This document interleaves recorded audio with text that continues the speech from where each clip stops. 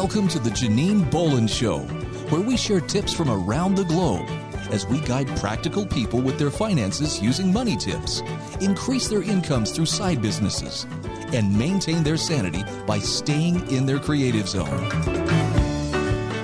Hi, Janine Bolon here, and welcome to today's show where we bring you quality content on saving your time, saving your money, and how about staying sane during these continually changing phases of life that we seem to be going through these days. The Janine Bolon Show is a syndicated program of 4 different podcast shows that were combined in October of 2021. We had the 3-Minute Money Tips, the Thriving Solopreneur, the Writer's Hour, Creative Conversations, and the Practical Mystic Show. These programs had been running since 2017. We've produced over 300 episodes, interviewed over 219 guests, and today we will be spotlighting one of our authors that is contributing to our 99 Authors Project, Dr. Susan Landers, who just so happens to be a new neonatologist. Dr. Susan Landers is a neonatologist who worked full-time in the NICU, or the Newborn Intensive Care Unit, for over 30 years and raised 3 children to young adulthood. She has achieved more academic and professional accomplishments with a lot of challenges along the way.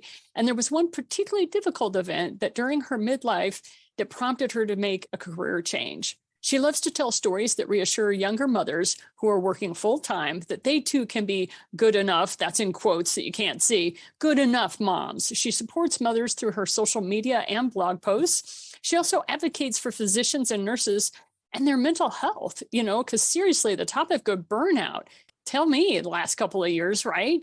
And how they need to treat these serious concerns. And a lot of this is all wrapped up in a nice little package of her new book. It's called So Many Babies, My Life Balancing a Busy Medical Career and Motherhood. So thank you so much for being on the show, Dr. Landers. Oh, Janine, you can call me Susan. Okay. I know how hard it is. I worked as an analytical biochemist in the pharmaceutical industry for 15 years. And I always just got in the habit of calling doctors. Why? Because you guys went through crazy insanity to get that sheepskin. So I'll be happy to call you Susan, but at the same time, I'm going to tip the hat to all that work you went through. So talk to us a little bit about So Many Babies. What on earth prompted you to write this book? Well, I retired at age 62. I was recovering from burnout. I suffered through burnout myself at the very end of my career. And I took a couple of years to recover. And part of that recovery period was writing about my favorite NICU patients and their parents. And I had stories stored away from 30 years ago. And one of the kids was just finishing UT Austin, and her contacted me and said, "Can we have supper?" And it sort of prompted me to think about these amazing stories of tiny little babies or very sick newborns who were in the NICU, the neonatal intensive care unit, for weeks or months, who survived.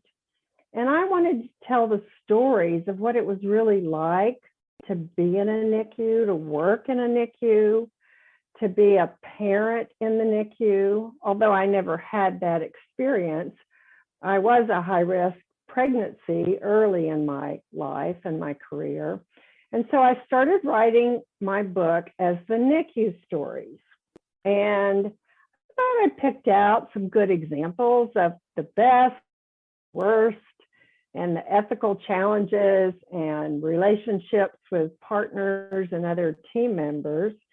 And then one of my best friends said, you really write about your own mothering experiences, because you were going through that the same time you were caring for all these babies and getting them well. I said, no, that's kind of a good idea.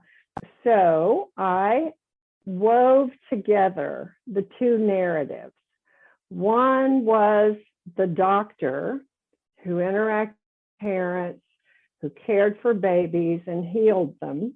The other was the working mother who, by the seat of her pants, learned how to do everything and raise 3 kids.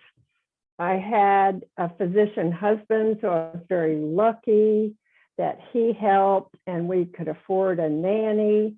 But I was gone a lot and I made mistakes. By the way, I got permission from every family to tell the story of their baby and shame no one would guess their identity.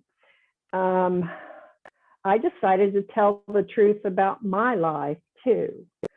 Those two narratives became a true, I think, raw and vulnerable story of how I matured as a physician, caring for all these sick babies, and how I matured as a mother, caring for 3 kids, making mistakes along the way, but also having plenty of successes. And so I think the book is meant to portray this notion of the good enough mother works and raises her kids and does the best she can. And she's not perfect, but she really likes her job and she finds her work fulfilling. And that's a good thing. And that makes her a better mother. And that's the message of my book, that working mothers can do anything they to do, but it does take them away from being a mom, from being with their kids. And so that message, I think, right now, especially, is really crucial for young professional women, even not professional women working, because you can't be 2 places at once. You weren't 2 places at once when you were raising your children. None of us can do that. And we all have to make trade-offs. And I think my book just addresses that whole notion of how one makes the trade-offs. Yep, I have to agree on that. So one of the things that I really enjoy about talking to folks like yourself is you were really ahead of the curve when it came to being a professional woman in a heavily male-dominated area. And then not only that, highly specialized. I mean, you were in NICU of all places. I mean, come on, that's considered high level, high intensity, high stress, that sort of thing. And one of the things that I like about our conversation is the fact that we're both scientific women and we were in the sciences during a period of time where there weren't a lot of women. And so one of the things that is cool is that you're then transitioned from this very scientific world into the author world. And it's not like you took a lot of marketing classes to figure out how to sell your book. What kind of marketing background did you have? Did you have any kind of marketing background? None at all, Janine. I had no background as a writer for the most part. Well, that's not true. I wrote a lot of clinical research papers and published papers in medical journals. Marketing, no. I knew nothing about it. I hired an editor to help me. He said, oh, well, marketing comes later. Don't worry about it now. And then I found a publisher and he said, oh, don't worry about it. Marketing comes later. Let's just get the book published and launched. So I was very naive about the process of marketing and selling my book. Yeah, most of the authors that I've been chatting with, it's very rare we actually come across anybody who has any kind of experience with that. So talk to us about what surprised you the most about marketing and publishing your book. Well, I hired a publicist. It was a recommendation from my publisher, and she read my book and thought that going with the NICU angle was the best way to market the book. And she found me episodes on lots of radio shows, some podcasts, and lots of print media articles. But that didn't help at all. It didn't sell my book at all. People were interested, but it didn't sell the book. And so I feel like paying money for a publicist was foolish, and the return was very low. I mean, I didn't sell 100 books. So what would you change if you started marketing your book today? What would you do differently? I would have created a launch group. I was not told how to do that. And I've heard other authors since describe how to do that.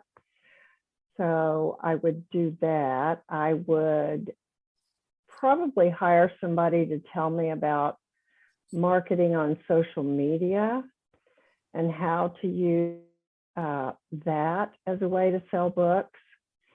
I would also get somebody to help me decide who my audience was. You made a comment when we were talking before that you thought my audience was women over 50 who enjoyed reading memoirs. And of the reviewers of my book, many have been in that category. But younger nurses and younger working mothers and younger nurse practitioners have also enjoyed it. So I have mixed about who I should be marketing to. And I would hire somebody to help me figure out who my audience should be. Glad that I chose a hybrid publisher. And I thought that was a wise decision instead of going with a traditional publisher. And I did not want to do self-publishing. I thought that was a way to really spend a lot of money and time doing something I didn't know how to do. I guess the answer to your question is I would hire someone in marketing that knew how to market books to certain audiences. And so this book that we're building, with these interviews and that sort of thing is going to be gifted to debut authors. So authors that are like us when we first started, no clue what we're doing, that kind of thing. What worked best for you when it came to the marketing of your book? I thought podcasting and interviews by podcasters worked well, but not until I had developed a landing page that drew them to my website where more information. And I didn't have a clue about that when I began. I thought I could just talk about my book and talk about my career on podcasts and that people would be interested and go buy my book. But that is in fact not the case. It has been enjoyable for me to meet other people and talk to podcasters, but I'm not sure that has sold very many books. I get you. And so what process did you try that was an epic failure at selling your books other than the publicist? Did you have anything else that happened? Well, the publicist thought that print media campaigns, having an article about me and about my book in certain publications around the country would be a great idea. And it cost some money, and I don't think it was worth it. I don't think people read digital or print media anymore. So I'm still uncertain as to how to best market my book. Honestly, a lot of authors say that it takes them a while. And once they hone in on how to market their book, that it will work for quite some time. And then they'll end up having to change it anyway because the market will change. So I think it's one of those things that we will always be learning. We will always be learning. But there is a process. And look at how much you've already built out. Like you didn't know about landing pages. And there's ways to leverage people as they come to your website and stuff. And that's stuff that you are definitely learning. So if you don't mind, what kind of story do you tell about yourself that gets the most laughs from your audience?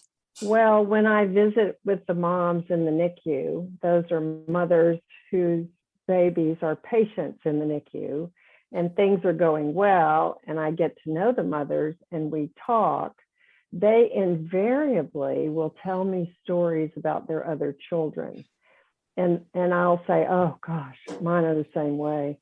And they'll go, you got to be kidding. You're a pediatrician. Your children are probably fine, probably normal. I said, are you kidding? No, nobody's children are normal. And when I tell that story, people always think that's funny, that a physician, a high-level specialized physician can talk to their patient's mother and share similar maternal challenges. And that always gets a good laugh. I love it. I love it when we get to humanize ourselves as opposed to being aloof, like a lot of times was required in the academic worlds that we were operating in. Right. So what is the biggest change that you've seen in yourself since you started marketing your book?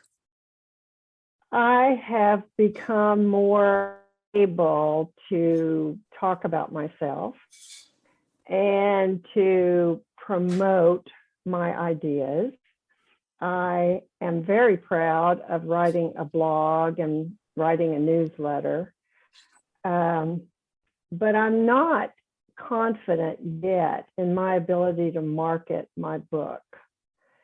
And so I've been a bit frustrated because in medicine, in my career in medicine, I was always able to accomplish whatever I wanted to do, whether it was in academics and write papers, or whether it was in private practice, taking care of patients. And so this whole process of publishing a book and then marketing it has been more elusive to me than anything else I've done in my life.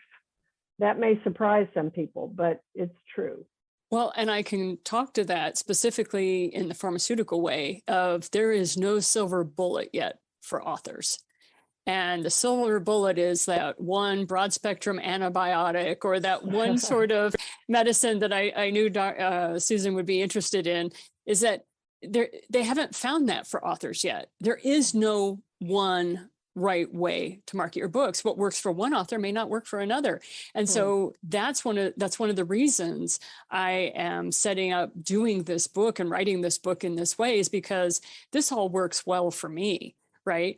But I also know that for debut authors, they're going to need the perspective of, I called it the 99 author project, but they're going to need a diverse range of authors to decide which one or which prospect or process works best for them.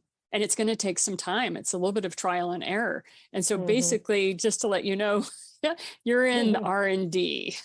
I'm in R&D, great. You're in research and development. I hear you. So what is the primary thing that you think has been the biggest reward to being an author? Being able to put my story in print and to affect some of my friends and people who didn't previously know me, who read the book and go, wow, this is amazing. I didn't know all that came in the NICU. For example, Stephen Harrigan is a well-known Texas author. He wrote Gates of the Alamo and A Big Wonderful Thing. It's a complete history of Texas. And he read my book and he gave me a one-sentence quote that just really impressed me. And I want to tell you what he said. He said, not only is this book a peek behind the curtain of care in the NICU, but also it is a meditation on the human cost endured by the caregivers of these very fragile babies. And I was so touched his quote and his interpretation. And he told me, you wrote a really good book. And so I'm like going, okay, if I wrote a really good book, and he's a very well-known author and has sold many books and has written probably 10 or 11 books, why is my book not selling? So that frustration is still there for me. My hope is that as you continue to market your book, as you continue to step out and work with professionals, you will eventually, that frustration won't be quite as in your face as it is right now. So how long ago did you publish your book? Fall of 2021. So it's right. Been not quite a year. And there's two pieces of advice that I'll give you. The first one is the second book sells more of the first book. I've heard that before. And it's quite true.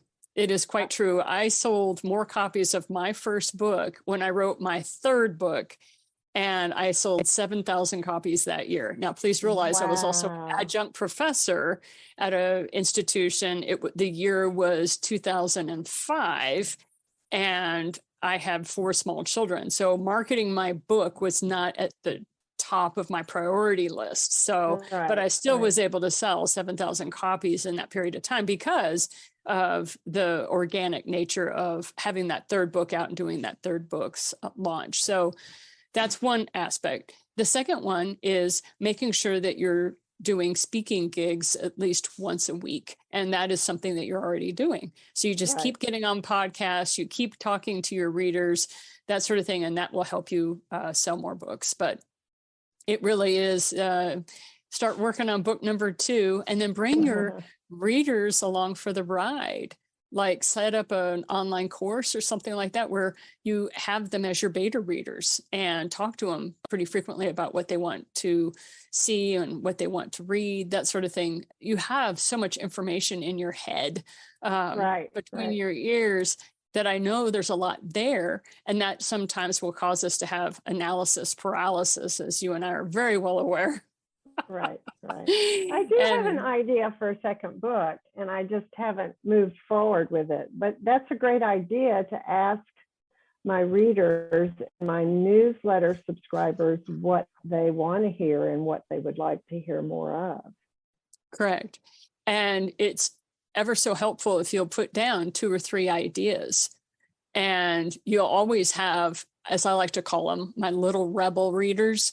They're the ones that they don't like anything you put down as far as an idea. They have a better idea. And those usually end up being whole chapters in the book.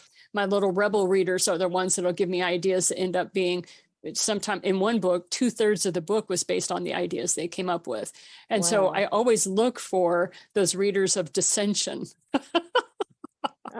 Nice. So just an idea. Those are just some ideas that, because I understand the frustration. And is there anything else any closing comments you would like to have on your book writing and the experiences you've had thus far? No, other than to follow up a question for you. You mentioned who you thought my audience should be. And I would like to know how you came to that conclusion.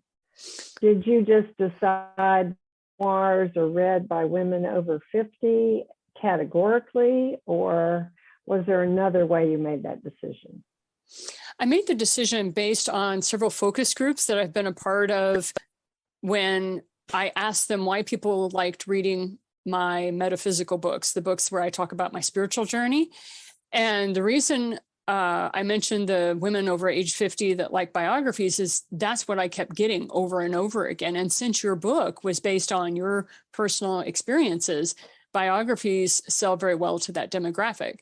However, one of the points that I also like to bring up is there is a software, or not a software package, but a software service that is called PickFu. It's PICKFU.com. And you can go there and it will help you determine where to move forward with your audience, because there's hundreds of thousands of people that this particular service uses. And you can write out, would you be interested in this book or would you be interested in that book? And I used that as an A/B split test for a lot of my book covers, and the way I wrote up my book abstracts was I used PickFu.